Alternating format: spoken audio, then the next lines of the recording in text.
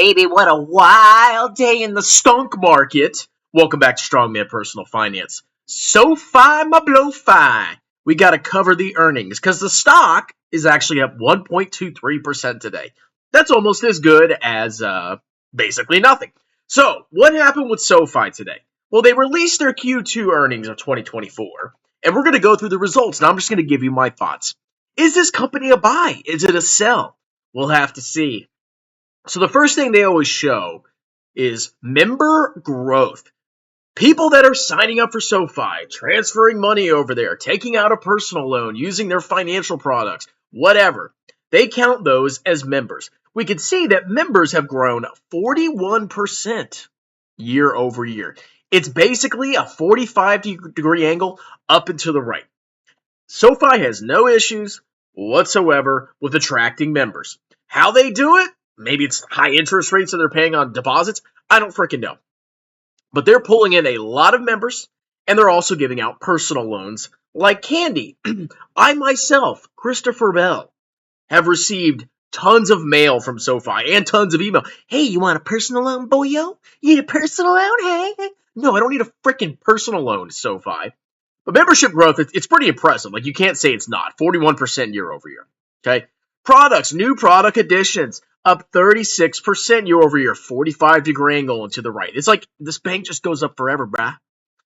Galileo accounts, growing a little bit slower, almost getting a little peaky there at 23% year over year growth. You can see a massive deceleration, but there's actually been an uptick from Q2, Q3 of 2023. So we'll see what happens with that. Lending and financial services products. So you can see the vast majority of the products, the services that they're providing are in the financial space. 39% year over year growth in that area of their business. Lending products, much smaller when you look at it from a product issuance standpoint. Oh, we gave out a personal loan or a student loan or a home loan. But it's actually where most of their profits come from. Most of this bank's profits come from the basic banking things. And what is the primary banking service they provide? Personal loans, as we'll see. So while they are originating a bunch of financial products, most of the profits come from lending products, as we're going to see later on. Okay, and they kind of show like what the the whole thing is. They bring you in, and then they basically throw a bunch of products at you. Ratio of financial services to lending products. So you would think this is a financial services business. Okay, it's not just a bank. You would be wrong because it's not intentionally deceptive. But when you look at it from a cash generation standpoint, it's a bank, okay, or a significant portion of this company's operations is banking, okay, and very risky banking. So they have this net cumulative losses by loan origination. So what they're showing here is loans that were originated at different times that had 40% remaining principal. At this time, they had experienced this many losses. So you can see in 2017, when roughly 40% of the unpaid principal remained, about 6% of the loans were basically write-offs. For Q4 2022, it was 5%. For Q1 2023, it's not quite there. The principal, which is like the actual debt balance, not the interest, but the debt balance, you can see for Q1 2023, those aren't as repaid as the other ones, but still, they're showing, at least as of right now, they're trending on lower default rates, lower losses on their loans. So they're trying to demonstrate here that they're getting better at the service of providing loans and having people pay back those loans. Because a bank lends money, unsecured loans, and the person has to pay it back. And if they don't pay it back, if it's not secured, the bank just loses it, okay? And a big part of these is personal loans, which I don't think they secure those, okay? So when you see a loss, when you see a loan go bad for a personal loan, it's just a bad loan. Like the bank doesn't get like a house out of it or a car. So keep that in mind. But apparently, according to this, it looks like they're right on track and they're actually improving over time basically the due diligence they're doing in analyzing who they're giving loans to, okay? This is just for personal loan originations. So I guess they're fine, okay? This is just some more data for loans given out. Basically, this is their portfolio of all Q1 2020 to Q1 2024 loans that they originated or gave out. They lended people money. 44% of the total principal is still outstanding that has to be paid back. And they're showing the basically how much has been written off. Okay. This is very important because if you give out a bunch of loans and you start getting more and more write-offs, that's going to affect your income statement, and the bank's going to lose a ton of freaking money, okay? Because they have to make sure you got to make sure when you lend money to people that they actually can freaking pay you back. So let's look at the financial review. So they have adjusted net quarterly revenue. I don't know what they mean by that. Whenever you see adjusted, always question it, because anything can be adjusted to mean anything. I mean, I could adjust my schlong size to 15 inches by, I don't know, taping something to the end of it. But that doesn't mean that's how long my schlong is, but it's the adjusted length of my schlong. Same thing with adjusted net revenue, okay? It's up 22%. I don't know what that means. We'll see if we can see the regular revenue. 22%. Quarterly adjusted EBITDA, earnings before interest, taxes, depreciation, and amortization. It's a weird kind of cash flow metric that I guess excludes changes in balance sheet items on the statement of cash flows. It's similar to operating cash flow, but not quite. So they're adding back interest, taxes, depreciation, which is a non-cash expense, and amortization. That's what it is. But they also say it's adjusted EBITDA. What does that mean? I don't know what that means. But you can see over time the adjusted EBITDA that they just pulled out of their butts is up 23%. Okay, that means nothing. Q2 2024 non-GAAP results versus guidance. So GAAP is accounting principles. Always remember that. You want to look at GAAP, okay? GAAP net income. This is important. So they gave guidance of between $5 to $10 million, it looks like, of net income, but they actually achieved 17% of net income. So they beat their own guidance. Okay, I mean, wow, you set expectations low and you could beat it. Oh, I think I'm going to make $10K next year and from my job, and then I make way more. Oh my God, such a genius. Okay, but they're showing margin improvement, GAAP net income improvement. Basically whatever makes them look good, they're going to show. They obviously crushed adjusted net revenue because you can adjust whatever you want. Q3 2024 guidance. So they're guiding adjusted net revenue between 625 million and 645 million, with year-over-year growth between 18 and 22%. Still pretty good, okay? Adjusted EBITDA, they're guiding for adjusted EBITDA margin of 26%. You compare that to 23%. Okay, they're improving margins, but what does adjusted mean? And they're guiding for pretty decent net income compared to the prior quarter. They're guiding for between 40 to 45 of generally accepted accounting principles, like actual profit. So, everything seems to be improving here, okay? Financial services net revenue growth of more than 80% versus 2023. I would be more comfortable with this company if it was like mostly financial services, but it's not. So financial services, they're exploding. A lending adjusted net revenue of at least 95%. So they're basically, their lending revenue is not doing too hot, at least in the last year-over-year comparison. But their financial services are growing. Tech platform net revenue percentage growth of mid to high teens versus 2023 levels. Wow. And total GAAP net income, real profits of between 175 to 185 million. Okay. So overall, they're guiding for increasing profitability and revenue growth. So everything seems fine. Okay. Look at all these percentage guidances between 17 to 19% guidance year over year for 2024.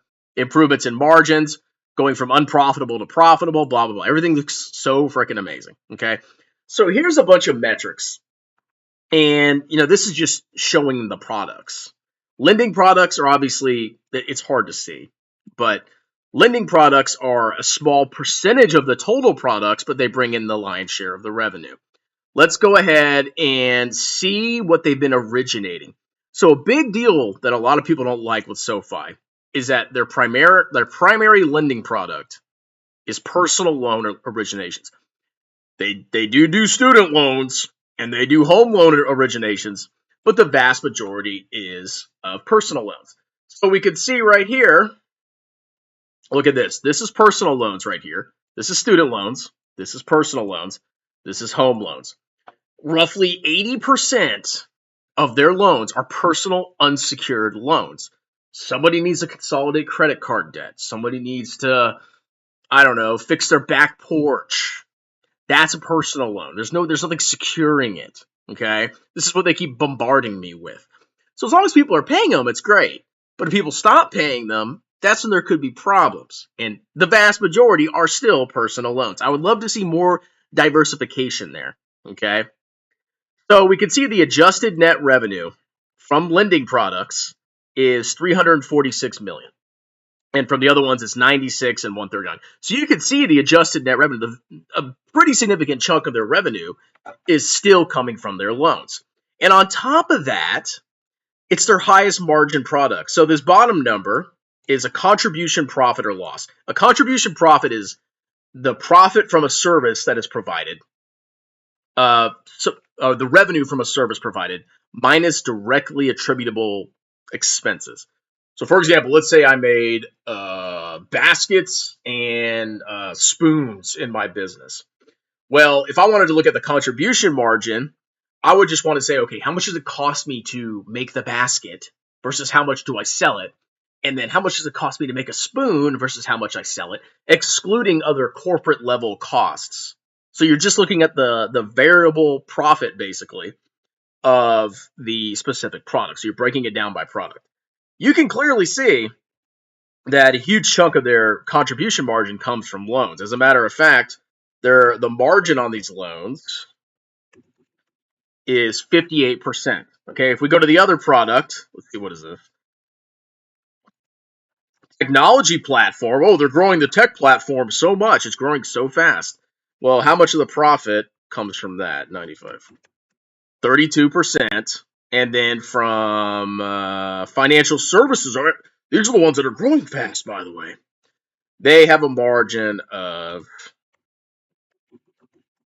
31%. So a significant portion of the revenue comes from loans, of which are mostly personal loans, and much smaller chunks of profit and revenue come from the financial services. Okay, you need to keep that in mind. It's very important. So this covers more of the financials. Okay, I mean we already covered basically the profit margins, but overall they're, every single one of their segments is profitable from a contribution margin standpoint. And as long as they keep their corporate overhead costs low relative to their profits from their different segments, they can continue to generate positive GAAP net income. Okay, we can see pretty decent share growth right there. Look at that. So last year we had 936 million shares outstanding, weighted average common stock outstanding. 936. Now we have 1.06 billion. So the shares outstanding have grown by roughly 13% in a year. That's pretty significant. Okay, that's a pretty big growth in diluted weighted average common shares outstanding. Diluted. Okay, diluted means assuming that all shares or stuff that could be diluted is diluted. So you can see the full effects of how much you've been diluted as a common shareholder. Like if for convertible debt, for example, or preferred that could be converted to common, or stock options, all that gets factored in into diluted average common stock outstanding. So that's pretty significant, to be honest. That was more than I expected. Okay, I mean, non-GAAP financial measures, whatever. Non-GAAP reconciliation. So this is basically, this tells you how they reconcile to adjusted revenue. So let's see what they do here. So they take GAAP revenue and they add servicing rights, changes in fair market value, which how do they judge the change in fair market value? And then residual interest classified as debt, changes in fair market value. So adjusted net revenue looks like they're just writing up actual revenue that can be recognized according to accounting principles and then factoring in changes in fair market value, which how do you determine the fair market value? It could just be a stupid method. It could just be pulling it out of their butt. And the change of fair value residual interest classified as debt. Okay, wow. So I would just go off net revenue, in my personal opinion. And then, of course, here's the reconciliation for adjusted EBITDA. So let's see what they do. They add back interest expense. They add back taxes. They add back depreciation Share-based expense, so that doesn't matter. 13% dilution. Transaction-related expense. Fair market value changes in warrant liabilities. So, I guess that's an obligation of the business to, I guess, potentially issue warrants, and they have to adjust it according to fair market value. So they go up, they go down. I guess it's based on the stock price, I'm assuming. That's accounted for here. I guess that's fair. Service. So look at all this crap they're adding and subtracting back. Okay, this is how you get from net income to adjusted EBITDA. It's a lot of crap they're throwing in there. And whenever you see fair value, you want to really question that, because fair value, what something is worth on the market, well, it could be anything. I mean, how do you know what something is worth on the market? What is your method to ascertain that? You can look at the stock market. You can see Microsoft stock or SoFi stock trading, and you know what its fair market value is. But what is my home worth? I don't freaking know. There was a home that sold next to me a year or so ago. But what is my home actually worth? I have no freaking idea. And then, like my butt plug. How much is my butt plug worth? I don't know. It's been used a lot, but it's still functional. What's the fair market? I don't know what I could sell my butt plug for. No freaking clue. Okay, I could say, oh, this is worth $1 million because it touched my butt. Not necessarily true. Okay, so always question fair market value, or just go off GAAP. Pretty crazy, huh? Okay, net interest more. Okay, so fair value of loans. So they've been writing up the value of their loans, accumulated interest, and cumulative fair value adjustments. Like I said, always question that. But it looks like the value of their loans just keep going up and up and up. And you can see the vast majority of their loans are personal loans. Let's see, 2024. So Q2 2024, 15.7 billion is personal loans. 7 billion is student loans. Home loans is 96 million. Okay, so this is basically a personal loan student loan company. Student loans are clownery. I would screw student loans, are a disaster. And personal loans are pretty risky. 90-day delinquencies. This is a big one, okay? So 90-day delinquencies is like people that haven't paid their loans within 90 days. They haven't made a payment within 90 days. Let's look at the personal loans. So we can see back in Q1 of 2021, it was 0.29%. And then as we go over time, we can see what percentage of all the loans are delinquent. What do you notice? It's starting to trend up a little bit. Do you see that? Over time, 90-day delinquencies are starting to trend up. Now, I mean, there could be a number of factors that affect that, but you want to watch this closely. You want to look at like government data that tracks this stuff. I think Fred, you can look at this and just track like what percentage of, consumption loans, I think they call it, is delinquent. Because this is what will really destroy this company, is delinquent debt, delinquent personal loans. Student loans, I mean, we can also see that's trending up a little bit, but I don't even know how they get these numbers. What do they count as delinquents? Like, haven't they not been freaking paying? But whatever. Okay, so they have the balance sheet here. I mean, you can look over it later. The big things to cue in on are personal loans. That's the balance of the personal loans. That's roughly half of this bank's entire assets is personal loans. They've got about 2.3 billion of cash, 397 million of restricted cash, and investment securities of 1.56 billion. This is their liquid capital to meet people.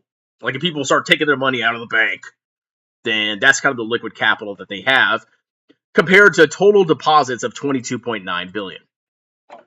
And then they have, okay, so yeah, basically the vast majority of this bank's assets are personal loans and student loans, as we saw earlier. But we can also see credit card loans, man.